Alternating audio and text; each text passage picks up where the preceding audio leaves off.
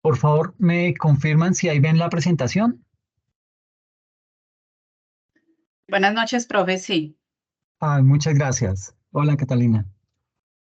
Bueno, la temática que tengo planeada para el día de hoy es un tema que se llama la relación entre la nación y el municipio. Tanto el municipio como tal, llamémoslo los entes territoriales, ¿ok? Y ahí metemos en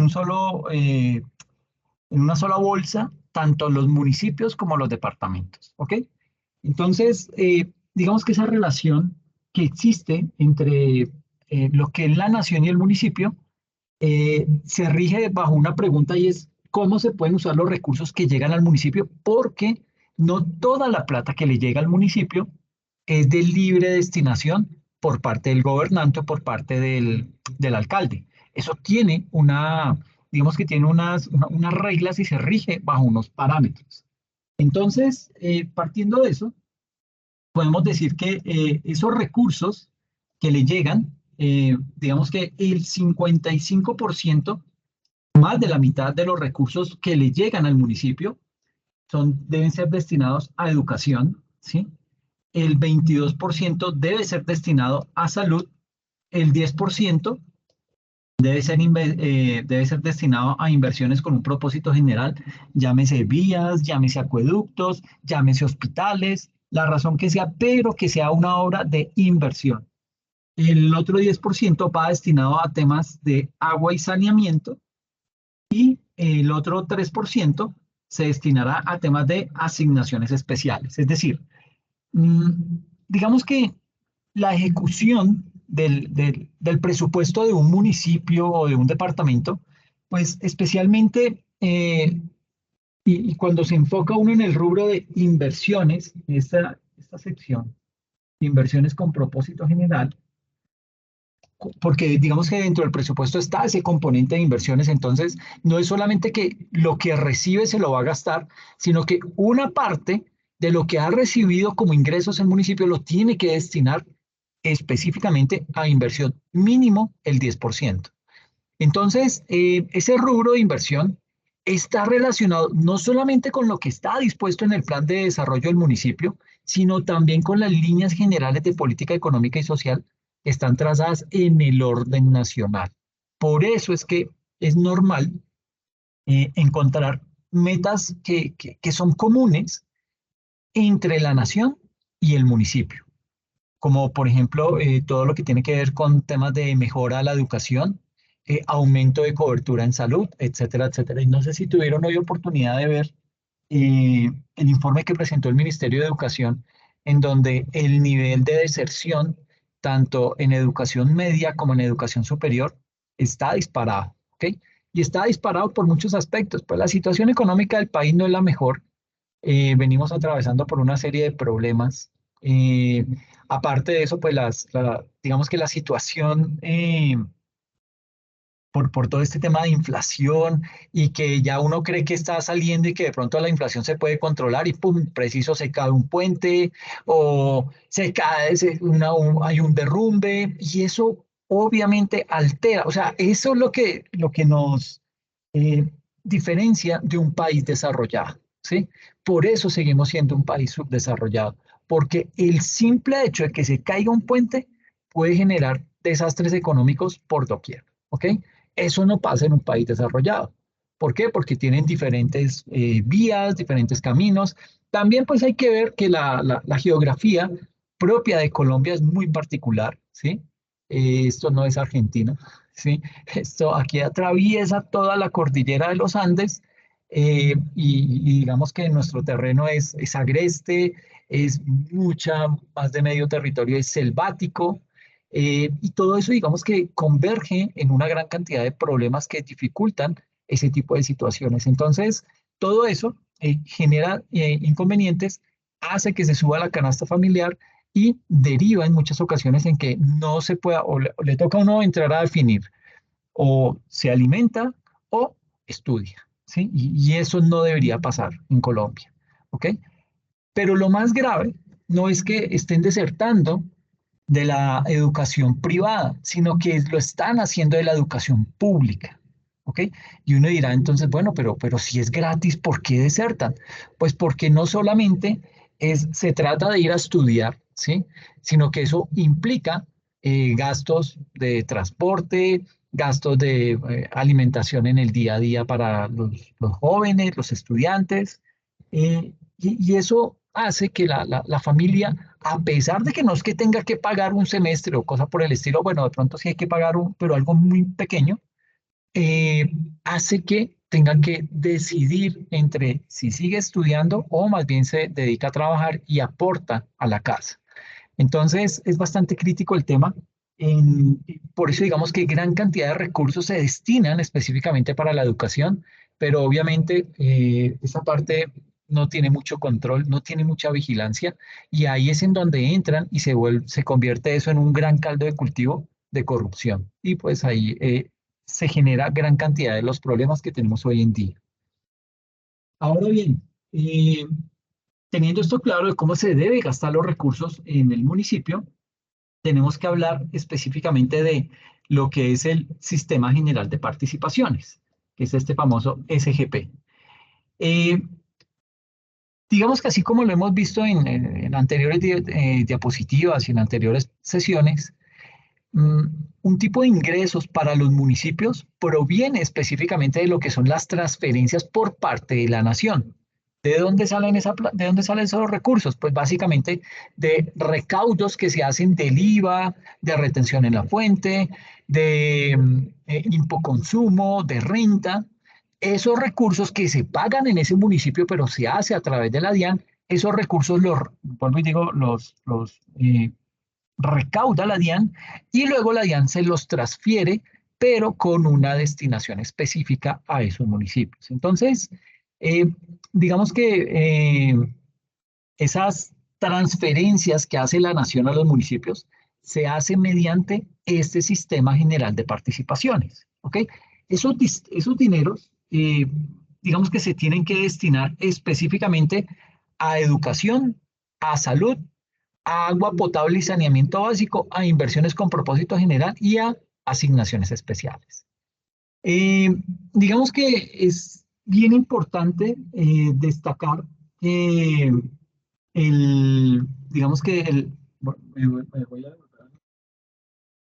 entonces básicamente a este tipo de rubros le apunta ese sistema general de participaciones. Y aquí es importante destacar que el DNP, lo que se conoce como el Departamento Nacional de Planeación, esa entidad gubernamental tiene a disposición de los municipios el sistema de información y consulta de distribuciones de recursos territoriales. Ese sistema se llama o se conoce en el ámbito público como el SICODIS, que es la abreviación de eh, ¿cómo es? Sistema de Información y Consulta de Distribuciones de Recursos Territoriales. Eso es el SICODIS. ¿Y ese SICODIS qué contiene? Tiene una información tanto agregada como detallada de todas las distribuciones de los recursos de ese Sistema General de Participaciones y también del Sistema General de Regalías. Digamos que el sistema, ese SICODIS, permite realizar consultas de cada municipio mostrando los recursos que les son distribuidos por cada vigencia y con la información por sector. Entonces, digamos que eso les sirve a los municipios para hacer planeación, para hacer una distribución mucho más organizada y planeada de los recursos que perciben. Con esto, pues básicamente, esa administración municipal, digamos que cuenta con datos que son detallados de esos recursos que le son proporcionados por esos dos mecanismos, Sistema General de Participaciones y Sistema General de Regalías. ¿Okay? Mm, digamos que ese sistema, eh, digamos que ese giro que se hace de los recursos del Sistema General de Participaciones es realizado por la entidad nacional correspondiente según el sector. Entonces, si es para educación, lo gira el Ministerio de Educación. Si es para salud, el Ministerio de Salud. Si es para temas de vivienda, el Ministerio de Vivienda. Bueno, digamos que el Ministerio de Vivienda se encarga también de hacerle vigilancia y control a los recursos que van específicamente destinados a temas de agua potable y saneamiento, que es este amarillo que tenemos acá, este, agua y saneamiento. que corresponde a este color amarillo, el 10%. Eso lo hace, digamos que esos recursos los controla y los vigila y los entrega el Ministerio de Vivienda. El Ministerio de Hacienda se encarga de todo el tema de estas asignaciones especiales, ¿sí? Este 3%. Entonces, digamos que esos son los recursos que le llegan a esos municipios. Y una vez transferidos, los recursos quedan incorporados dentro del presupuesto municipal, ¿ok? Pero vuelvo y digo, no es porque me queda dentro del presupuesto, yo puedo jugar con esos dineros, no. ¿Por qué? Porque eso me puede llevar a tener problemas complejos al interior de, digamos, problemas jurídicos con la Contraloría, con la Procuraduría, porque le estoy dando mala destinación a esos recursos que vienen con una destinación específica. ¿Ok? Entonces, ahora sí me centro en esta diapositiva, que es básicamente hablar de ese sistema general de participación. Ese sistema general, digamos que los recursos del sistema general de participaciones en educación se pueden utilizar en las siguientes actividades. En el pago de personal docente y administrativo de las instituciones educativas públicas, ¿sí?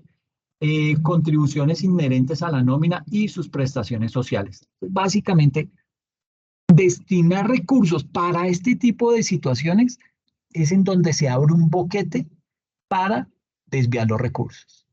Porque entonces usted se pone a contratar más docentes, se pone a meter nóminas paralelas, etcétera, etcétera, y esto es muy difícil de controlar.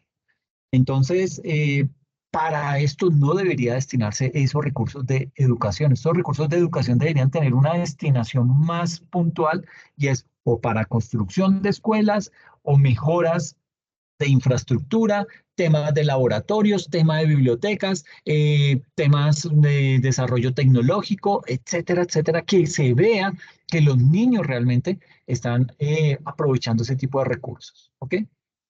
También se destina para el sector de la educación, ese rubro va orientado a temas de construcción de infraestructura, mantenimiento, pago de servicios públicos y funcionamiento de las instituciones educativas, todo lo que tiene que ver con la provisión de la canasta educativa y ustedes han visto que aquí corrupción por donde quiera. Y actividades destinadas a mantener, evaluar y promover la calidad educativa. ¿Listo? En el sector salud, digamos que los recursos de ese sistema general de participación se pueden utilizar en lo siguiente: en la financiación del régimen subsidiado de salud, en la prestación del servicio de salud a la población de bajos recursos no cubierta por el régimen subsidiado, y uno dirá, bueno, pero ¿cómo así que todavía hay gente que no está amparada bajo el régimen subsidiado? Todavía lo hay. Hay muchas personas. Siempre cuando usted se pone a leer la reforma a la salud, encuentra y se da cuenta básicamente que el problema no está en las grandes ciudades. Aquí el problema que uno vive es, ay, que no me dan la cita para cuando yo la necesito, o que, porque ahí tiene que pedir una autorización. Eso se me hace un trámite absurdo. Si ya el médico me autorizó, ¿por qué tengo que volver a ir a pedir una autorización? Eso no tiene ningún sentido, eso es burocracia. Eso es tratar de y básicamente ahí es en donde uno ve la corrupción en ese tipo de entidades, en el sentido en que eh, le dan a uno la cita 2, 3, 4 meses por allá, con el ánimo de que usted se desanime, se le olvide, ¿sí? Y como a las EPS lo que le pagan es por ciudadano atendido, entonces, digamos que le giran sin tener en cuenta si atiende o no a los ciudadanos. Entonces ellos lo que hacen es tratar de dilatar para que el ciudadano no aproveche ese tipo de servicios y a ellos no tengan que pagarle a las IPS y de esa manera pues debe quedarse con una mejor cantidad de recursos. Eh, frente al, bueno, y ahí todavía hay más problemas, pero bueno, no nos vamos a meter tanto en el sector salud. Y en tema de acciones de salud pública, ¿ok? Hacia esto es hacia lo que va orientado los recursos que transfiere el Sistema General de Participaciones a un municipio orientado directamente al sector salud. También, en tema del sector de agua y saneamiento, se tienen recursos para lo que son los subsidios de la población 1, 2 y 3, y para realizar inversiones en infraestructura, equipos, equipos de macro y micromedición, es decir, los estudios y diseños para la instalación de medidores en fuentes de abastecimiento y en sitios de consumo, cálculo de agua no contabilizada, que esto es un camello contabilizar el agua, es decir, la diferencia entre el agua suministrada y el agua facturada en los municipios, el fortalecimiento institucional de las entidades del sector de agua potable y saneamiento, los esquemas regionales de abastecimiento del servicio y pagos de deuda. ¿Por qué pagos de deuda? Porque muchas veces los gobiernos locales, para poder implementar sistemas de acueducto, le ha tocado salir a endeudarse. Y por lo general, esos endeudamientos se hacen en el exterior, que es lo que más duele. Pero pues digamos que es una vía que, si bien es cierto, no es ilegal, que está ahí diseñada para que los alcaldes y gobernadores hagan uso de ella, pero pues sí digamos que se han presentado situaciones en donde, por ejemplo, los bonos de agua, por donde se puede desviar esos recursos. Todo lo que tiene que ver con el tema de las inversiones de propósito general, estos recursos se pueden orientar a temas de servicios públicos, vivienda, sector agropecuario, sector transporte, temas ambientales, centros de reclusión, recreación y deporte, cultura, prevención y atención de desastres, promoción del desarrollo, atención a grupos vulnerables, equipamiento municipal, desarrollo comunitario, fortalecimiento institucional, justicia, restaurantes escolares y empleo. ¿Ok? Mm, pues básicamente, digamos que esto es lo que tiene que ver con ese sector de las inversiones de propósito general. Luego viene lo que son las asignaciones especiales, que son aquellas que se destinan a que el municipio, aquellos municipios que tienen, que están en cercanías a la ribera del río Magdalena, a temas de alimentación escolar, a temas de resguardos indígenas legalmente constituidos y a todo el Nacional de Pensiones de Entidades Territoriales, el famoso FONPET. ¿Ok? Aquí está entonces una gráfica que habla, digamos que en estos ítems, cuánto se destina realmente. Entonces, en temas de alimentación escolar se destina un 12%, en tema para resguardos indígenas legalmente constituidos se destina un 13%, y el grueso de los recursos se lo lleva el FONPET con un 73%, y todo lo que son los recursos para los municipios con ribera en el río Magdalena, apenas un 2%. ¿Ok? Eh, el sistema general de regalías, digamos que este es otro, este era de lo que estábamos hablando, era del sistema general de participación, ¿sí? Ahora, el sistema general de regalías, ese es, digamos que otro tipo de ingreso que proviene ¿de dónde? De la nación, ¿ok? Y básicamente son los recursos, como lo dice su nombre, son los recursos de regalías, ¿ok? Como hablamos anteriormente, pues estos son dineros que recibe el Estado como compensación. ¿Por qué? Por la explotación de recursos naturales no renovables. Todo lo que tiene que ver con el sector extractivista. Estos recursos de las regalías no se pueden incorporar dentro del presupuesto del municipio, sino que se deben llevar por aparte. ¿Por qué? Porque su periodicidad no es anual, sino es bianual, es cada 2 años. ¿Ok? Por eso no se puede meter dentro del presupuesto anual de, de las alcaldías y las gobernaciones. Y aquí entonces tenemos ese sistema general de regalías, digamos que los recursos eh, los manda o los administra el gobierno nacional vía unas entidades. Entonces, digamos que existen lo que se conoce como los famosos fondos regionales. ¿Esos fondos regionales qué hacen? Digamos que son los fondos a través de los cuales el gobierno gira esa plata de regalías, esa plata que provino de las regalías, y esos recursos se manejan por medio de varios fondos, que son, digamos que, cuentas mediante las cuales se administran esos recursos dependiendo de ciertos objetivos. Entonces, por ejemplo, aquí está el FDR, que es el Fondo de Desarrollo Regional. Este Fondo de Desarrollo Regional tiene por objetivo mejorar la competitividad de la economía y promover el desarrollo social, el desarrollo económico, institucional y ambiental. ¿Mediante qué?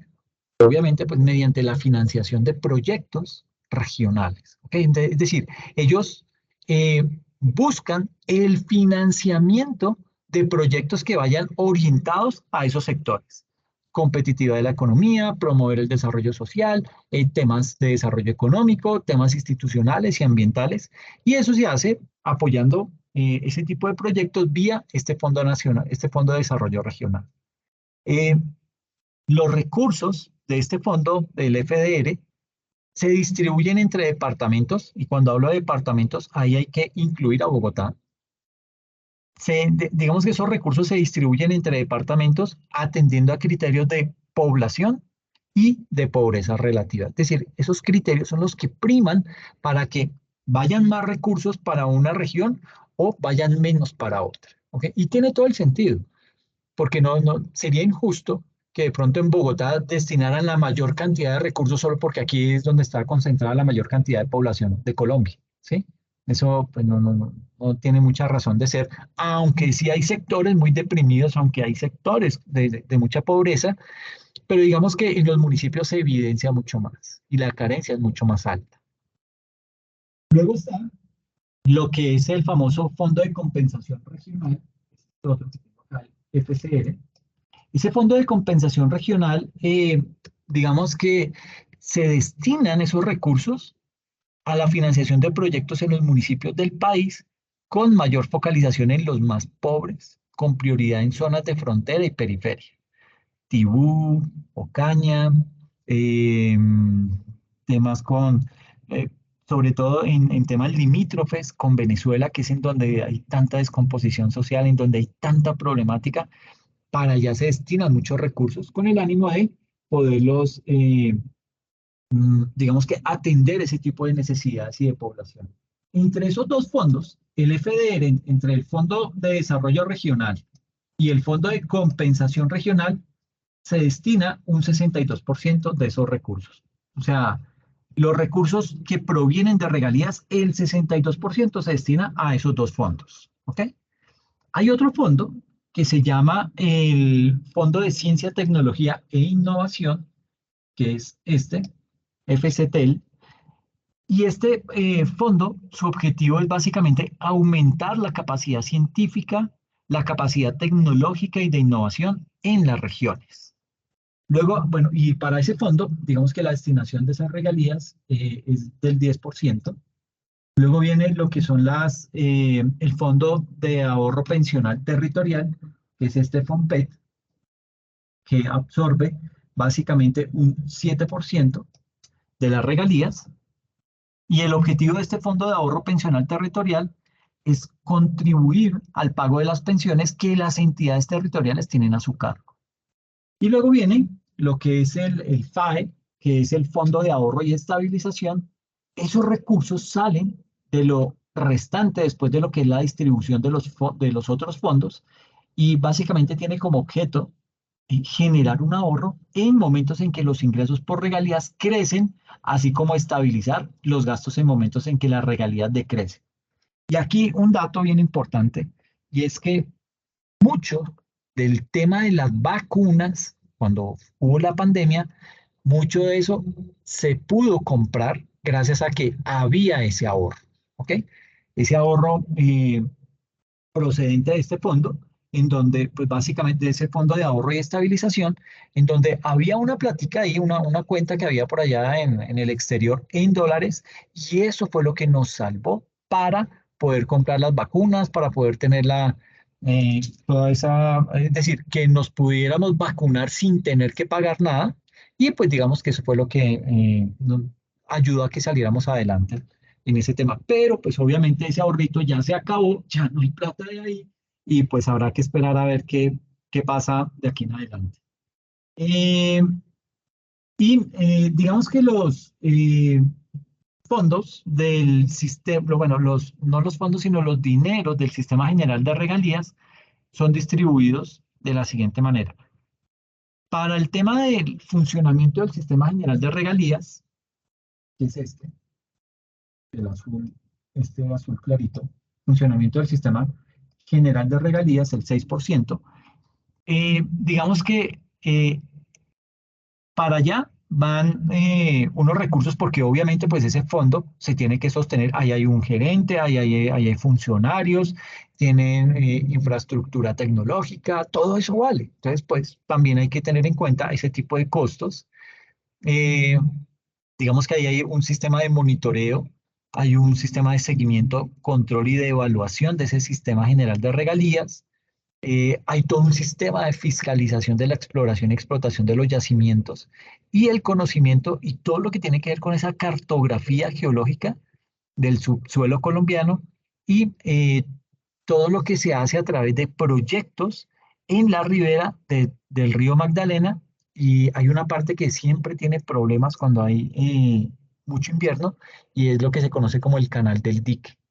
Ese canal, pues digamos que se rompen los jarillones, que es los que contienen el cauce del agua, y pues por ahí digamos que los campesinos utilizan para extraer agua y eh, digamos que guiarla para los riegos de sus cultivos, y pues de esta manera son costos que se economizan, pero pues por esas malas prácticas de romper ese canal, pues ahí es cuando en época invernal eso se viene al piso completamente y se les inunda absolutamente todo y parece que no entendieran que eso que están haciendo, rompiendo esos jarillones, rompiendo esos canales, lo único que hacen es agrandar un problema, pero la gente por el hecho de economizarse una plata de tema de riegos, pues básicamente se arriesga a eso y después ves que vienen las catástrofes de inundaciones y que pierden todo y uno los ve tristes y pues sí, uno dice, bueno, qué vaina,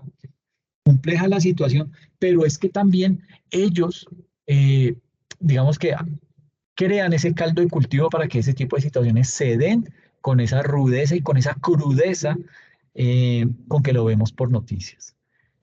Eh, y aquí, pues, como les decía, esta es la distribución más o menos de la torta de ese sistema general de regalías, son esos recursos que canaliza el gobierno para ese tipo de fondos. Se hace a través de esos fondos, esas entregas de esos recursos y se tiene más controlado, porque es que anteriormente, ¿qué hacían?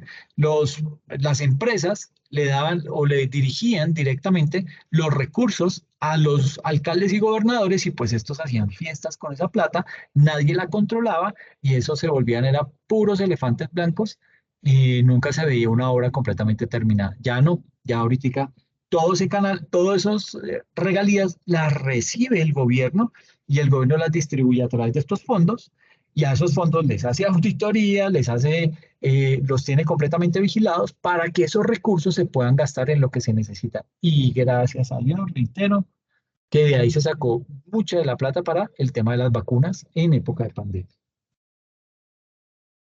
Herramientas y mecanismos para lograr una administración transparente, porque tal y como les he mencionado, pues esto no es solamente dedíquese a destinar recursos, diga en qué los van a hacer, sino cómo yo los voy a vigilar que en efecto esos recursos están yendo a los sectores que están específicamente planeados, a los sectores que la ley me exige a mí como nación eh, velar que esos recursos lleguen allá. Entonces, digamos que aquí hay que hablar acerca de lo que es la transparencia en la administración municipal. Eh, digamos que esa transparencia en la administración municipal es del interés de todos nosotros y siempre les saco a relucir el tema de las elecciones, ¿sí? Es bien importante porque es que en época de elecciones cuando uno ve a esos lobos disfrazados de ovejas, en donde van en cacería de los votos suyos y míos, con el propósito de quedar elegidos, y una vez uno los elige se les olvida absolutamente todo, no tienen memoria, o lo que nos prometieron fueron puras falacias que no se pueden cumplir, y pues básicamente nombramos ahí a un pelele que no es capaz de hacer absolutamente nada y sí va a robarse los recursos. Entonces, ahí nosotros como ciudadanos tenemos que velar por eso. Entonces, como les decía, pues es del interés de todos, tanto de ciudadanos como funcionarios públicos, que pues precisamente los recursos que tienen o que están dirigidos a ese municipio se administren de una forma transparente, ¿sí? Pero pues eso suena chévere. Uno dice, ay, bueno, sí, que se administren esos recursos de forma transparente. Pero ¿qué es eso de transparencia?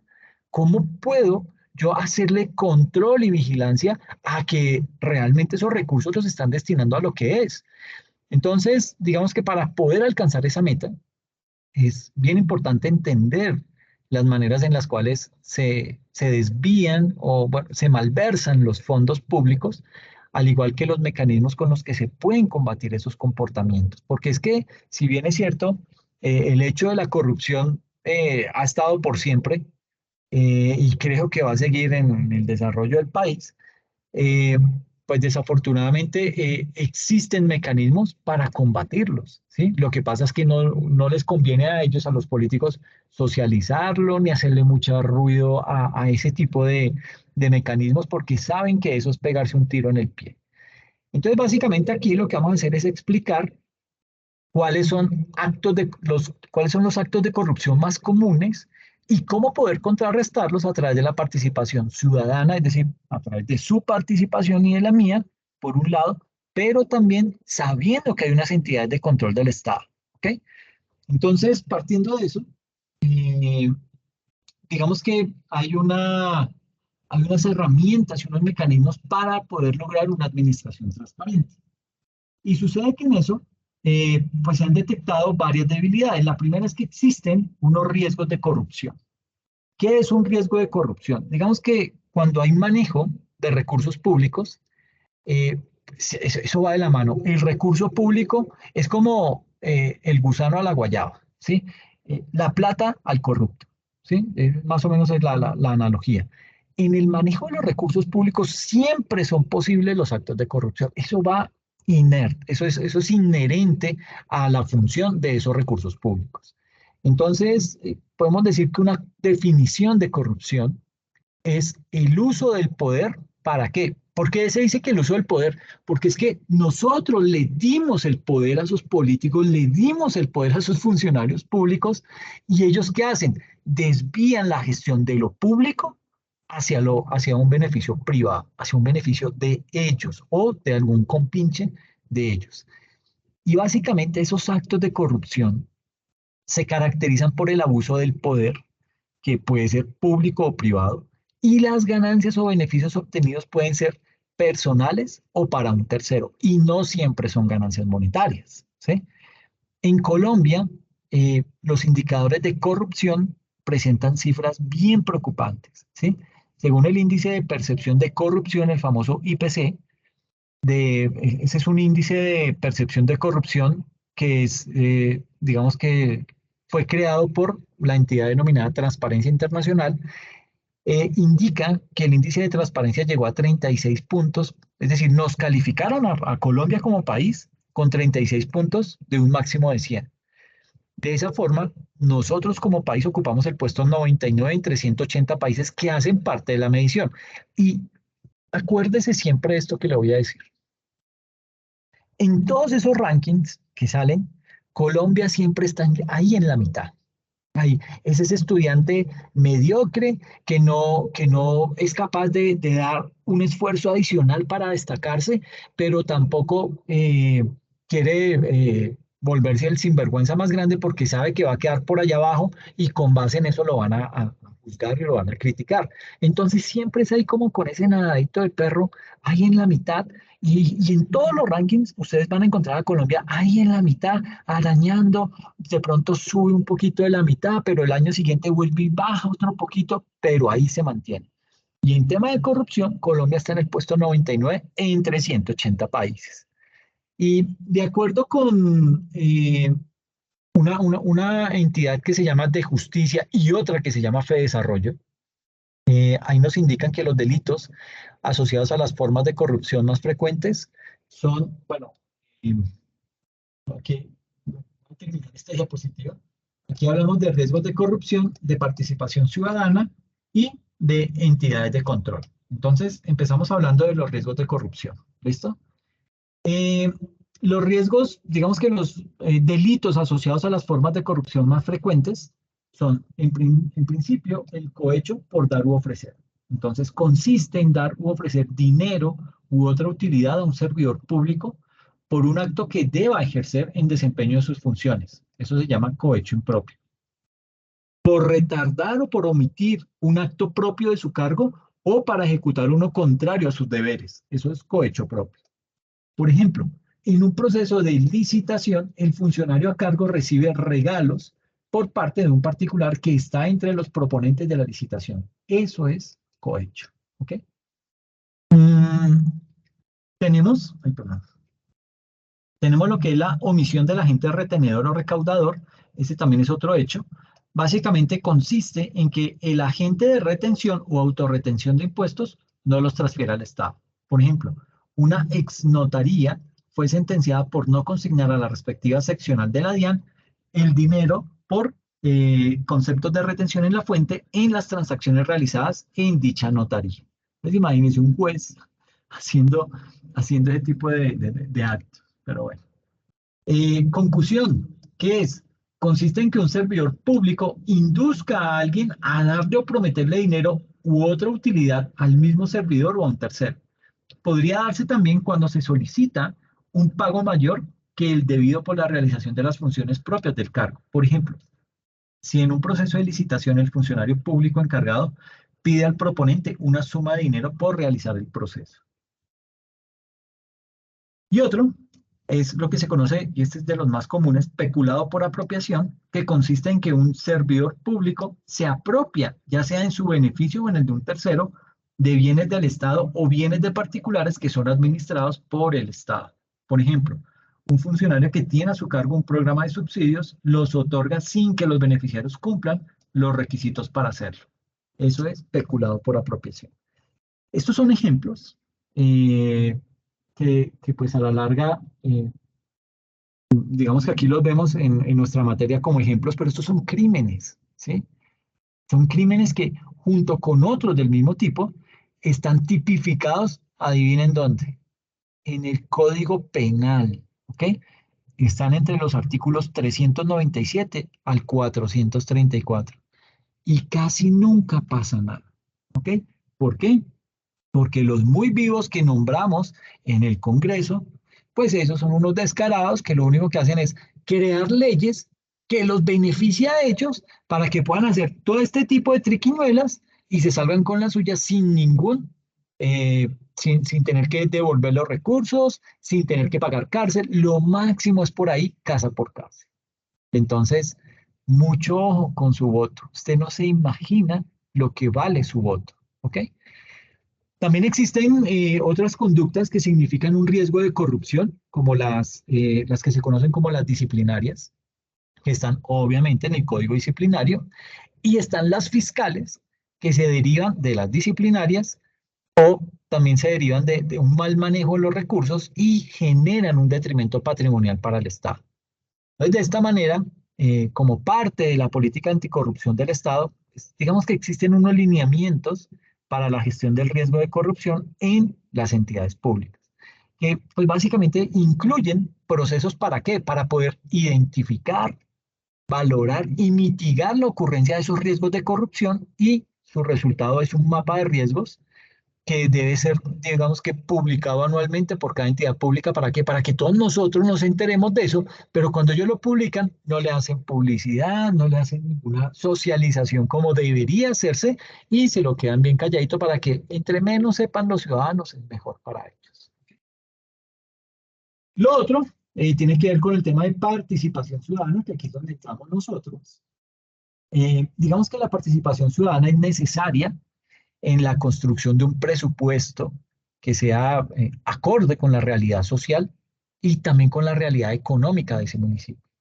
Y en ese orden de ideas, la ley 1757 del año 2015, en lo que corresponde puntualmente a la participación en la formulación del presupuesto, establece que los gobiernos regionales y los gobiernos locales promueven el desarrollo de mecanismos y estrategias de participación en la programación de sus presupuestos, así como en la vigilancia y en la fiscalización de la gestión de qué, pues de esos recursos públicos. Y también, digamos que esa participación ciudadana va orientada a que los gobiernos de esos entes territoriales que están previstos en la Constitución y la ley podrán realizar ejercicios de presupuesto participativo, es decir, en donde nosotros hagamos parte, en los que se defina de manera participativa la orientación de un porcentaje de los ingresos municipales que las autoridades correspondientes definan autónomamente en consonancia con los objetivos y las metas del plan de desarrollo de ese municipio. Y precisamente, digamos que con el fin de poder dar cumplimiento a esos lineamientos, se han establecido una serie de mecanismos de participación de diversa índole eh, por parte de algunos municipios. Por ejemplo, en la ciudad de Medellín se aplica una metodología que está basada en 4 fases. Y básicamente con eso se logra una planeación participativa del desarrollo local. Entonces, este es el mapita de Medellín. Digamos que el primer eje se denomina planeación participativa. ¿Qué es planeación participativa? Es poder llegar a unos acuerdos con los actores del territorio mediante la conformación de qué? De una serie de, se le llaman consejos comunales. Esos consejos, digamos que se conforman esos consejos comunales y también digamos que eso va acompañado de una estrategia de diálogos sociales. ¿Por qué se le llama estrategia? Porque básicamente eso de tener un orden, ¿sí? Imagínense allá Raimundo y todo el mundo hablando y proponiendo y salen peleando.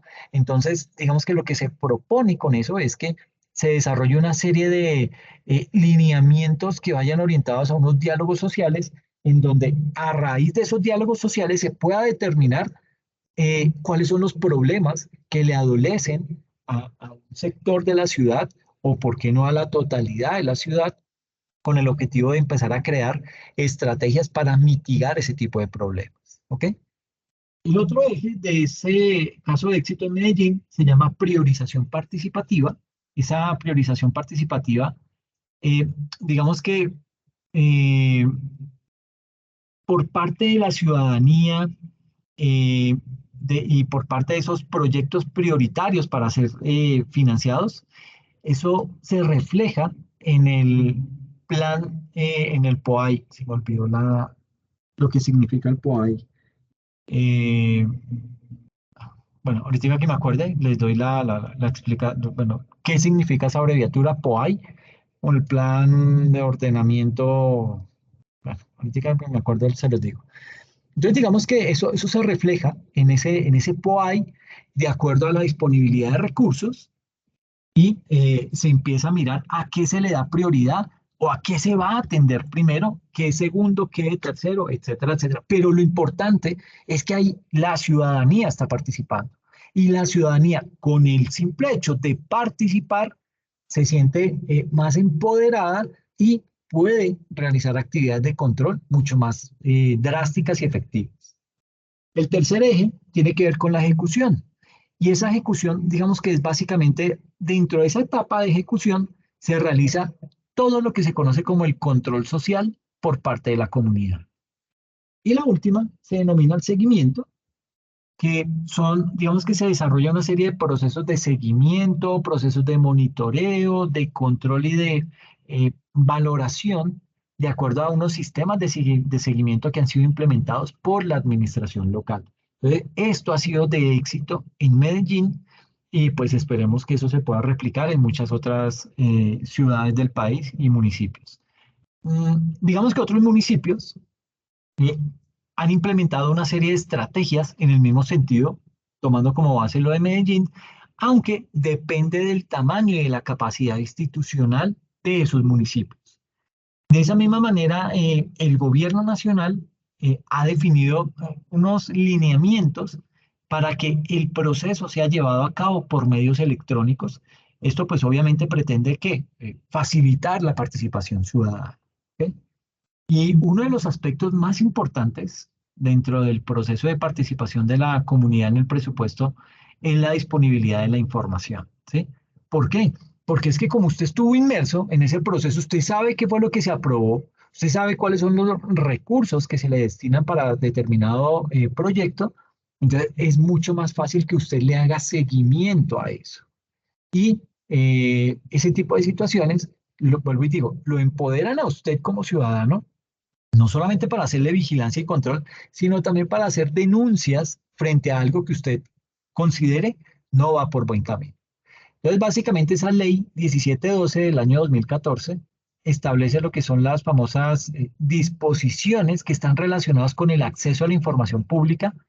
¿De quién? Pues de todas las entidades públicas, tanto en el orden nacional como departamental, municipal y distrital. Todos deben tener un acceso público a la información. Eso es ley, ¿ok?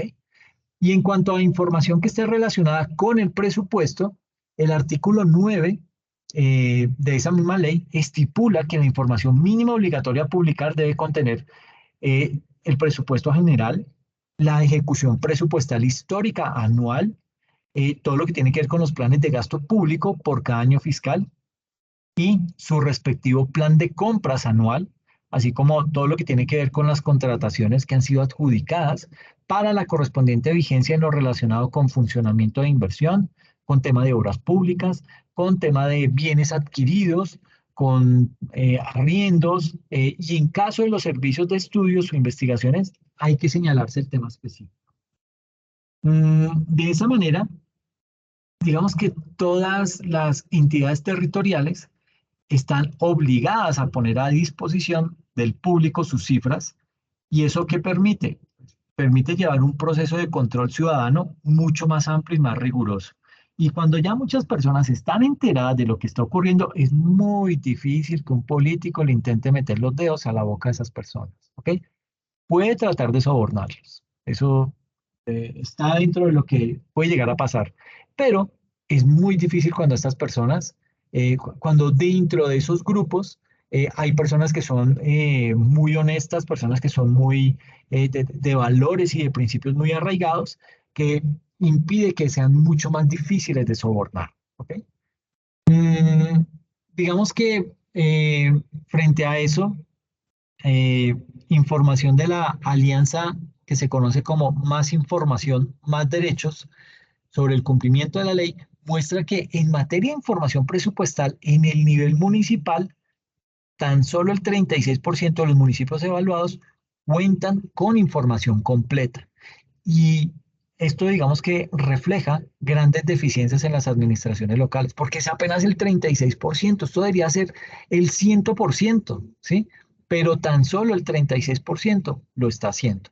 Ahora bien, digamos que las entidades territoriales están obligadas a realizar reportes a entidades del orden nacional para que se pueda ejercer control, seguimiento, análisis, indicadores, todo ese tipo de cosas. Y eso, por ejemplo, es lo que pasa con en el caso del formulario único territorial, que es mediante el cual se recolecta esa información sobre la ejecución presupuestal de ingresos y gastos y demás información oficial básica para efectos de monitoreo, seguimiento, evaluación y control de esas entidades territoriales. Entonces, digamos que ese es un buen mecanismo para poderlo aprovechar y digamos que poder hacer un buen seguimiento al desarrollo de esos presupuestos. ¿Ok? Ahora bien, además de esa participación puntual que veíamos, de lo que pasó en Medellín como caso de éxito, eh, digamos que saliéndonos de esa participación ciudadana en temas presupuestales, digamos que hay unos mecanismos mediante los cuales la ciudadanía puede participar en las decisiones de las entidades territoriales. ¿Ok? Para eso, digamos que la ley 1757 del año 2015 estipula que las administraciones deben designar a las secretarías, ¿para qué? Para poder establecer un sistema de participación. Y por otro lado, también se establecen una serie de derechos ciudadanos frente a los procesos de participación. Y ahí, pues digamos que vienen, por ejemplo, temas como participar en las fases de planeación, implementación, seguimiento y evaluación de la gestión pública y del control político. Esto lo podemos hacer nosotros como ciudadanos. En segundo lugar, debemos ser informados oportunamente y con claridad sobre el derecho a la participación ciudadana. En el caso de las expresiones asociativas formales e informales, ser sujeto por parte de las administraciones públicas de acciones enfocadas a su participación, a su fortalecimiento organizativo. En cuarto, recibir información oportuna y veraz para poder ejercer las acciones de participación. Y en quinto, recibir capacitación para una mayor comprensión de la gestión pública y las políticas públicas. Entonces, mire que son muchos los aspectos en los que nosotros como ciudadanos podemos llegar a tener acceso. Y de esa misma manera se estipulan deberes ciudadanos, porque esto, digamos que es a lo que nosotros podemos tener acceso, ¿sí? Es como un derecho, pero también tenemos unos deberes que son propios al proceso de participación. ¿Cuáles son? Informarnos sobre los aspectos de interés público sobre los cuales pretenden promover discusiones públicas, sobre aquellos sometidos a discusión por las autoridades públicas o sobre aquellos que dispongan las instancias que integran la oferta institucional de instancias de participación ciudadana. En segundo, respetar las decisiones tomadas en las instancias de participación ciudadana. Y en tercero, para el caso de las expresiones asociativas formales, poder rendir cuentas a quienes las integran y o a las comunidades a las que representan de las discusiones y decisiones adoptadas. Y entonces, aquí digamos que ya hemos cumplido con esa participación ciudadana, pero a esto le falta algo de ley, ¿sí? Porque al ciudadano, pues mal o bien lo pueden engatusar, ¿sí? Puede que las personas que estén en ese comité o que estén haciéndole vigilancia y control, puede que sean los familiares de los políticos, que obran como civiles, pero pues digamos que nos pueden engatusar en cualquier momento. Ahí es cuando entran las famosas entidades de control, que, pues, que existen entidades de control tanto a nivel nacional como municipal. Y existen varias entidades que tienen funciones que están relacionadas con el control fiscal, pero también con el control disciplinario de las actuaciones de quienes, de esos funcionarios públicos, porque podrá ser muy el alcalde, podrá ser muy el gobernador, pero no pasa de ser un funcionario público que tiene que rendir cuentas. ¿Okay? Y básicamente las entidades se pueden agrupar en las siguientes categorías. Entonces, digamos que aquí tenemos lo que es el control con enfoque disciplinario. Ese control con enfoque disciplinario es realizado por el Ministerio Público, o sea, por la Procuraduría, que está conformado por la Procuraduría General de la República y por la Defensoría del Pueblo a nivel nacional, así como las personerías municipales y distritales a nivel territorial, representadas por un personero. Las funciones de ese Ministerio Público son la guarda y promoción de los derechos humanos, la protección del interés público y la vigilancia de la conducta oficial de los que desempeñan funciones públicas. Y en ese sentido, su enfoque es más de tipo disciplinario, es decir, se ocupa de vigilar las actuaciones de los funcionarios públicos respecto al cumplimiento de la ley, de sus funciones y de que su actuar sea conforme a los derechos de los ciudadanos. Por ejemplo, la expedición de una resolución municipal sin el cumplimiento de los requisitos de ley o que vaya en contra de derechos de los ciudadanos, eso podría llegar a dar pie para una investigación por parte de quién, de la personería municipal. Mm, también pueden ejercerse control con enfoque fiscal. Ese control con enfoque fiscal es realizado por las Contralorías. Y en el nivel nacional está lo que es la Contraloría General de la República y existen además las Contralorías territoriales que no dependen directamente de la general y se clasifican en grandes, medianas, pequeñas y especiales. Las funciones de esas entidades son la vigilancia de la gestión fiscal y el control de resultados de la administración. De esa forma, los controles ejercidos por esas entidades están más orientados hacia el correcto uso de los recursos públicos. Por ejemplo, la celebración de un convenio que implique inversión de recursos entre entidades públicas para la ejecución de un programa y en el cual no se cumpla el objetivo del mismo. Eso puede llegar a ser objeto de investigación por parte de la Contraloría, dado que se habrían invertido recursos públicos sin un beneficio para la población. Están también lo que son las famosas veedurías. Esas veedurías, digamos que en el caso del Distrito Capital, existe la veeduría distrital, que es un órgano de control y vigilancia de la administración en todo lo concerniente a la gestión administrativa de la ciudad. Asimismo, en varios municipios se han conformado mecanismos de participación llamados veedurías ciudadanas, enmarcadas en lo dispuesto en la Ley 850-2013 y que reciben apoyo de entidades públicas.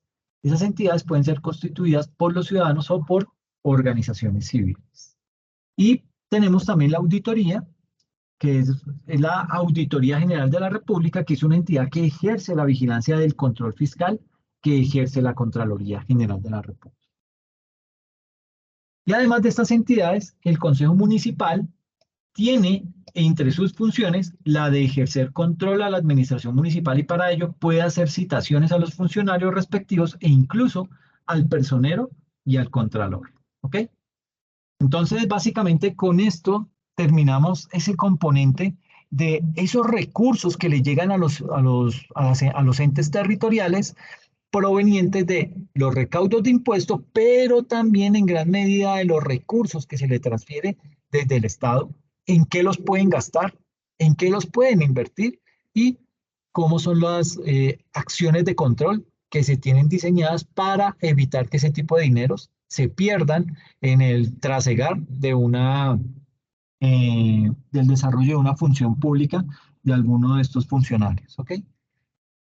Ya la próxima sesión vamos a hablar un poco acerca de lo que son los impuestos, los gravámenes y las tasas, con el propósito de tener un panorama completamente cubierto y luego hablaremos acerca de la reforma tributaria que se planea desarrollar a nivel de entidades territoriales. ¿Ok?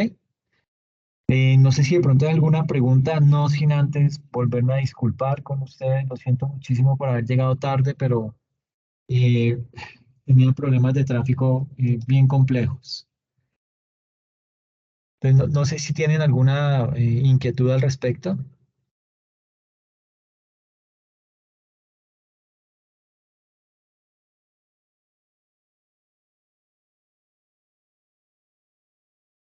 Ok, si no hay preguntas, entonces, pues nada, nos vemos dentro de 8 días con un tema completamente nuevo para poder empezar a desarrollar, ¿ok? Les agradezco mucho y espero que la pasen bien. Gracias, profe. A ti, que estés bien.